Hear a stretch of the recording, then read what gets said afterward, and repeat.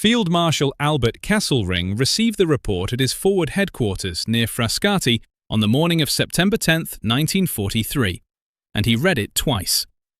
The words did not change on the second reading. American trucks were driving out of the water, not unloading from ships, not being craned onto piers, not rolling down ramps onto a secured beach, driving out of the sea, under their own power, moving through the surf, climbing the wet sand, and delivering ammunition and supplies to fighting positions without stopping, without waiting, without the chaos of transfer that his staff had counted on to strangle the Allied landing at Salerno before it could grow roots. Kesselring was not a man who startled easily. He had commanded the Luftwaffe through the early campaigns in Poland and France. He had managed the air war over Britain. He had overseen the defense of Tunisia, watching the Africa Corps bleed out while trying to keep it fed across a Mediterranean that the Allies were slowly choking. He understood logistics the way a surgeon understands blood pressure, as the quiet number that tells you whether the patient is dying. He understood what beaches cost attackers. He had planned on that cost. The vehicle in the report had a designation his intelligence officers had encountered before, but never seen in quantity, never seen operating like this. The Americans called it the DUKW. His staff called it something else, something that reflected the discomfort of watching an assumption dissolve. The assumption had been simple. The beach at Salerno would be a killing ground, and the killing would not stop when the first wave died.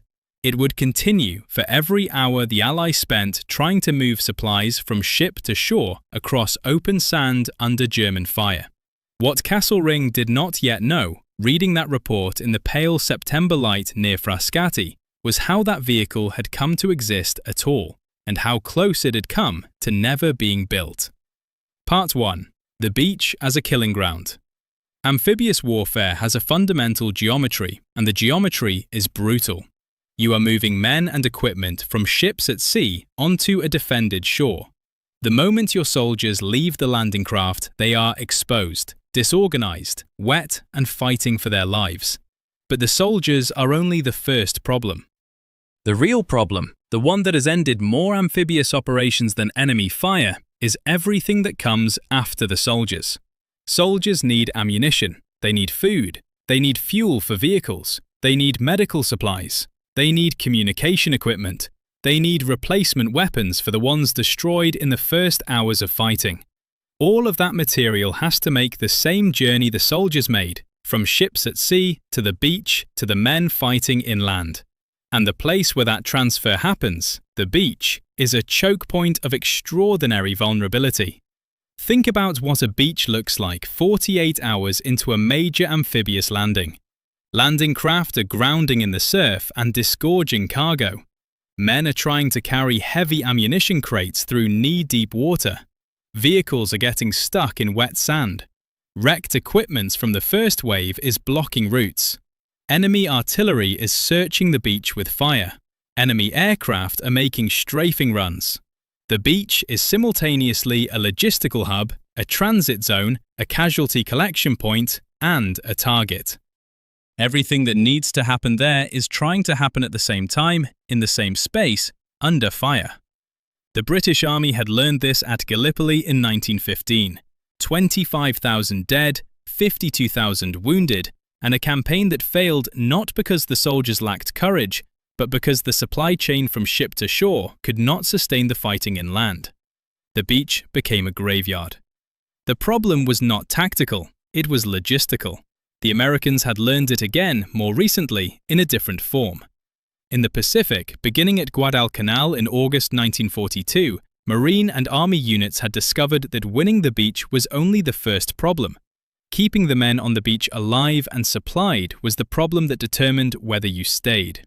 At Guadalcanal, Japanese naval interdiction cut the American supply line so severely that Marines were surviving on captured Japanese rice and half rations for weeks. They held the island, but they held it hungry, exhausted, and chronically undersupplied. Not because the supplies did not exist, but because the mechanism for getting them from ships to men was fragile, slow, and perpetually contested. The mechanism was fragile because it had too many steps. A supply ship anchored offshore. A landing craft came alongside.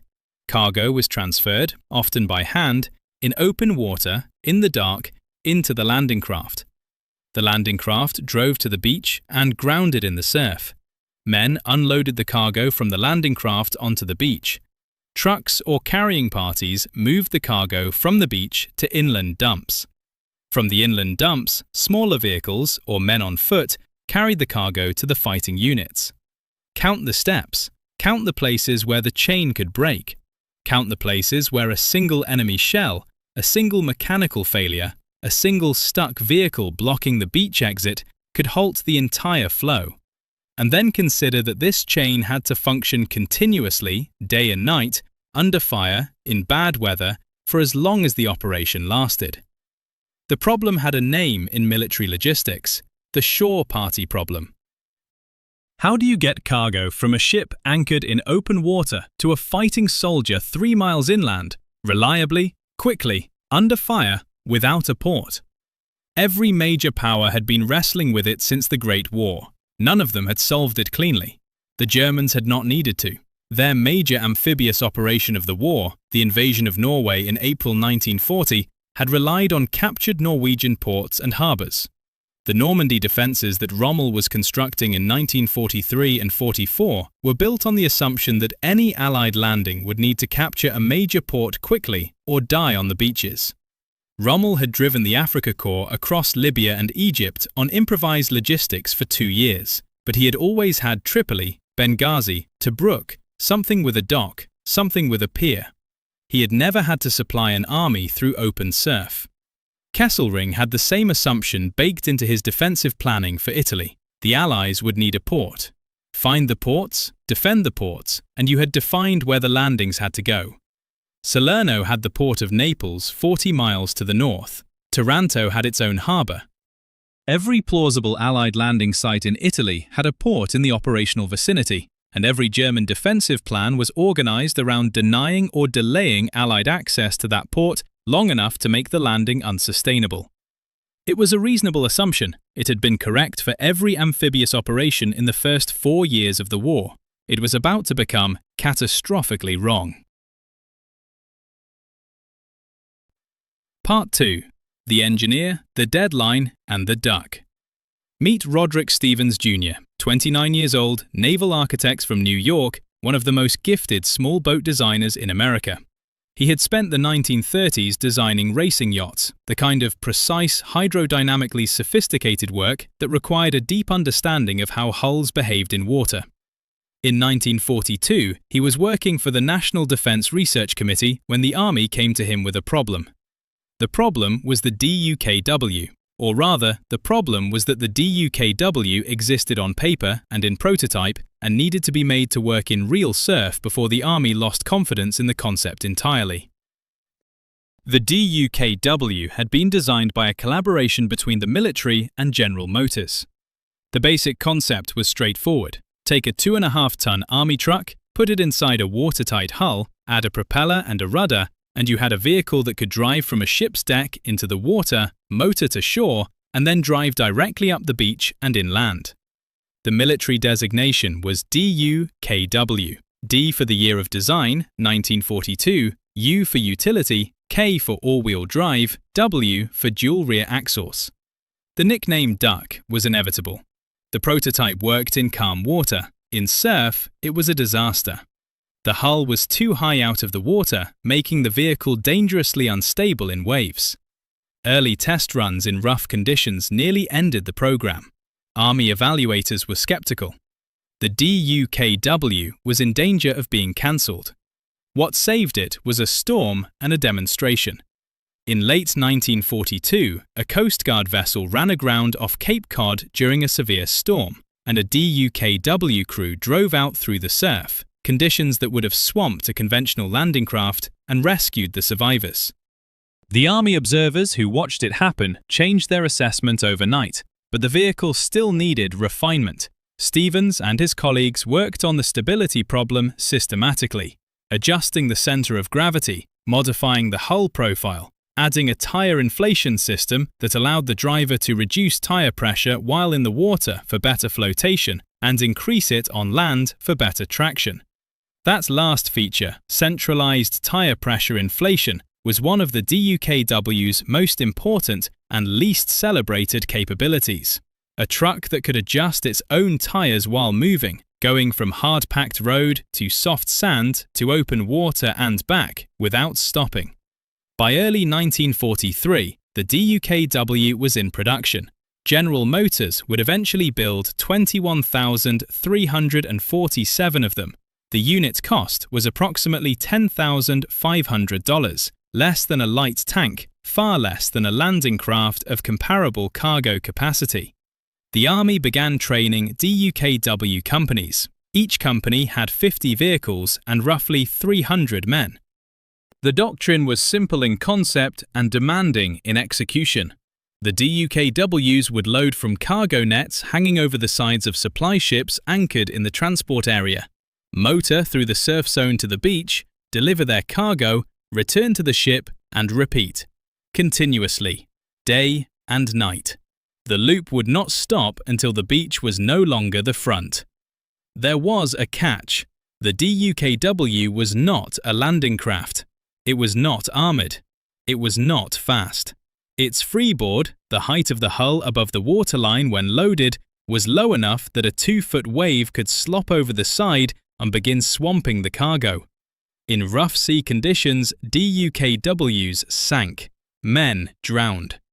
In the Sicily landings in July 1943, Operation Husky, DUKWs carrying artillery pieces swamped in unexpectedly heavy surf and sank. The Army lost guns, lost vehicles, and lost men. The program survived because even with those losses, the DUKWs that made it through delivered more cargo more quickly than any alternative. Hold that number. 21,347 vehicles produced. Now hold this one. At Salerno, in September 1943, the Fifth Army's assault force had access to approximately 230 DUKWs in the initial waves. That sounds modest.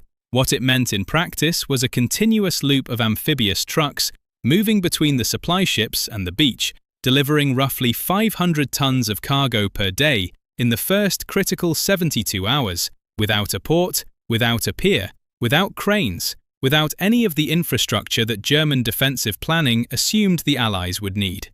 The Germans needed the Americans to need a port. The Americans had brought a substitute. Here is the key detail. German defensive doctrine for amphibious operations assumed a supply curve that looked like this. The attacking force lands with what it can carry. Its supplies deplete rapidly under combat, and if it cannot establish a functioning port within 3 to 5 days, it begins to starve, ammunition first, then fuel, then food. The port was the clock. Deny the port long enough, and the landing would collapse under its own logistical weight. The DUKW broke the clock. Not completely. The Allies still needed ports for the heavy equipment, the bulk fuel, the vehicles that DUKWs could not carry. But it broke the first phase of the clock, the most critical phase, the 72 to 120 hours after the landing when the beachhead was most vulnerable. During that window, the DUKWs kept the supply chain running, and that changed what Kesselring's counterattack was fighting against. Part 3. What Kesselring's panzers hit. Albert Kesselring, born November 19, 1885, in Markstedt, Bavaria, was one of the most adaptable commanders of the Second World War. He had started as an artillery officer in the Imperial German Army, transferred to the Luftwaffe in 1933 when the new air force was being built, risen to command of Luftflotte II during the Battle of Britain, and then deployed to the Mediterranean, where he had coordinated the German and Italian air forces during the Siege of Malta and the North African Campaign. In November 1942, he was appointed Commander-in-Chief South, responsible for the entire Mediterranean theatre. His nickname among his troops was Smiling Albert. The smile was genuine. Photographs show it consistently, in good situations and bad. His staff officers recalled that he projected a calm that was not performance but disposition. He was not a man who catastrophized. What he was, professionally, was a systems thinker. He understood logistics, air power, ground operations, and the relationships between them in a way that very few German commanders did.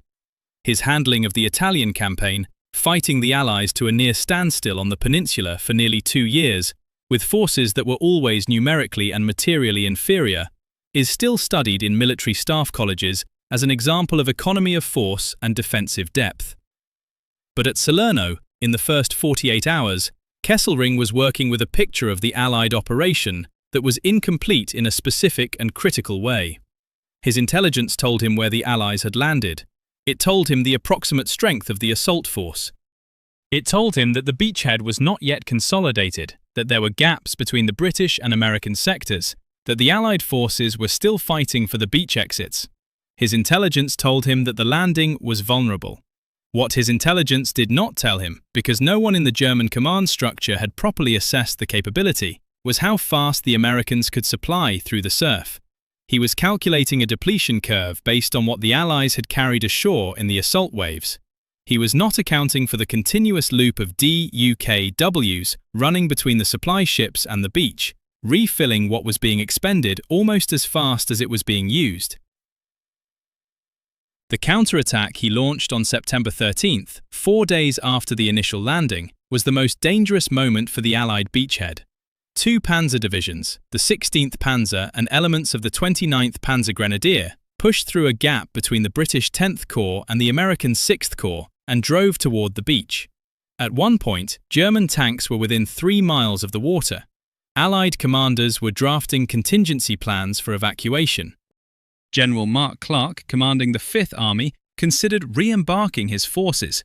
He did not re-embark, he stayed, and one of the reasons he could stay was that his ammunition was not running out. Think about what that means. 4 days into a contested amphibious landing, after continuous combat, after a German panzer breakthrough that reached the outskirts of the beachhead, the American and British forces had enough ammunition, enough fuel, enough artillery rounds to hold their line and call for naval gunfire support and break the German attack. They were not rationing, they were not improvising, they were fighting a full-intensity defensive battle with full-intensity supply. That was not supposed to be possible, not without a port, not on day 4. The naval gunfire was decisive. Battleships HMS Warspite and HMS Valiant and the American cruisers in the bay put steel on German tank formations at ranges and volumes that no army artillery could match. But the naval gunfire was available because the naval ships were still there, still positioned in the bay, still able to operate, partly because the beachhead had not collapsed in the first 72 hours, the window when German planning assumed it would. And the beachhead had not collapsed partly because the DUKWs had kept it fed. Meet Sergeant First Class Harold Wentworth, 31 years old, from Columbus, Ohio, a former truck driver for a freight company before the war. He was assigned to the 531st Amphibian Truck Company, one of the DUKW units operating at Salerno. His unit's after-action report, filed with 5th Army Headquarters in late September 1943, describes operations during the German counterattack on September 13th and 14th. The report is dry, as Army documents tend to be. It records tonnages, trip counts, vehicle losses. But one passage stands out. Wentworth's platoon made 32 round trips between the supply ships and the beach during a 20-hour period while the German counterattack was at its peak. 32 trips, each trip carrying approximately 2.5 tons of cargo. That is 80 tons of supplies delivered by one platoon of DUKWs in 20 hours, while German panzers were 3 miles away. The report notes that 3 DUKWs were lost during this period, 1 to artillery fire, 1 to mechanical failure, 1 to swamping in the surf. The remaining vehicles continued operations without interruption. 80 tons, 3 miles from German tanks, without a port. Now here is what Kesselring was finding out. His counterattack had tactical success. His panzers reached the beach perimeter. His forces created genuine panic in Allied headquarters. But the attack could not be sustained because the Allied beachhead, which should have been starving by day 4 under any previous model of amphibious supply, was not starving. It was absorbing the blow and fighting back. Kesselring called off the counterattack on September 16th. He pulled his forces back to the defensive lines that would become the Winter Line and eventually the Gustav Line. The Salerno beachhead survived. In his memoirs written after the war, Kesselring noted the amphibious supply capability of the Americans with a precision that suggests it stayed with him.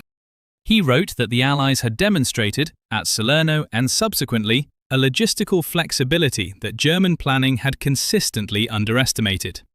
He did not use the word DUKW, but he was describing it. Here is what all of them missed, and it is the most important thing. Mid-roll CTA. Men like Harold Wentworth made 32 round trips in 20 hours, while a panzer division tried to push through to the beach 3 miles away. They did not do it because they were heroes in any dramatic sense. They did it because they had a tool that worked, a job that was clear, and enough training to keep doing the job while everything around them was on fire. The gap between what the Germans expected to find on day 4 and what they actually found, that gap was built by truck drivers from Ohio and naval architects from New York and production engineers at General Motors in Pontiac, Michigan. If this investigation is giving you a clearer picture of how the logistics of amphibious warfare actually worked, not the version that lives in the tank battle narratives, but the version that determined whether those tank battles were won or lost, hit the like button. It keeps this kind of history visible a little longer. And it matters. Part 4. The Forensic Verdict. Here is the forensic verdict of this investigation. Kesselring was stunned at Salerno, not because the DUKW was miraculous, but because it invalidated the foundational assumption of his entire defensive strategy for the Italian peninsula. His plan was built on a specific reading of amphibious logistics, that the Allies needed a port, that the port was the clock, and that if he could hold the port and contest the beach long enough, the landing would exhaust itself. The DUKW did not eliminate that dependency entirely, but it extended the window, the critical first 4 to 5 days, far enough that the beachhead could survive the counterattack that German doctrine required him to launch. This is worth unpacking precisely. German defensive doctrine for Italy was not stupid. It was based on accurate historical data. Every major amphibious operation of the first 4 years of the war had demonstrated that supply through open surf was a bottleneck. The British at Gallipoli, the Americans at Guadalcanal, the Germans themselves at Norway, where they had avoided the problem by using ports. The data was consistent. The inference was reasonable. The error was that the data was now outdated by one piece of American engineering that had been in production for less than 18 months. Rommel, building the Atlantic Wall in France during the same period, was operating on the same assumption. His defensive concept, drive to the beach on day 1, destroy the landing force before it consolidates, because if you let it consolidate you cannot dislodge it, was correct in its logic, but depended on a supply curve that the DUKW was already obsoleting. When the Normandy landings came in June 1944, the DUKWs were there again, in larger numbers, better organised, with more experienced crews. The artificial Mulberry harbours were the headline story of Allied amphibious logistics at Normandy. The DUKWs were the unglamorous workhorse that kept the supply flowing when the American Mulberry was destroyed by the Great Storm of June 19 to 22, 1944. Stop and think about that. The American Mulberry Harbour, a massive feat of engineering towed across the English Channel in pieces and assembled off the Normandy coast, was wrecked by weather 12 days after D-Day. The British Mulberry at Arromanches survived and continued operating. The American sector should have faced a supply crisis. It did not face a supply crisis at the level that would have been catastrophic, partly because the DUKWs continued to run their loops, and partly because the American logistics system had enough redundancy built in that the loss of the Mulberry, while serious, was not fatal. That redundancy was the real lesson of Salerno. The DUKW was not a replacement for port infrastructure. It was a bridge, a way to keep an operation alive during the most vulnerable phase before port infrastructure could be established or captured. Kesselring understood this eventually. What he could not do was counter it, because countering it would have required the Germans to either destroy the DUKWs in the water, which required air superiority the Luftwaffe no longer had in the Mediterranean by September 1943, or to collapse the beachhead so quickly that the DUKW loop never had time to matter. The second option was what the September 13th counterattack attempted. It failed by the margin of 4 days of continuous amphibious supply. 4 days. That is the margin we are talking about. If the German counterattack had come on day 1 or day 2, before the DUKW companies had established their rhythm, before the beach exits were cleared, before the supply dumps were stocked, it might have succeeded. By day 4, the window had closed. Not because the Allies were stronger, because they had been fed. Now consider the larger arc. The DUKW program began with a prototype in 1942. By the end of the war, 21,347 had been built. They served in every major amphibious operation in the European and Pacific theatres from Sicily onward. They were at Anzio in January 1944. They were at Normandy in June 1944. They were at southern France in August 1944. They were at Leyte Gulf in October 1944. They were at Iwo Jima in February 1945 and Okinawa in April 1945. In the Pacific, where the distances were greater and the ports were fewer and the surf conditions were often worse than in the Mediterranean, they were not just useful, they were structurally essential to the entire American operational concept. The Japanese, like the Germans, had built their defensive doctrine on the assumption that any landing force would exhaust its initial supply rapidly and become vulnerable. They were right about that assumption in the abstract. They were wrong about the timeline, because the timeline kept getting extended by trucks driving out of the ocean.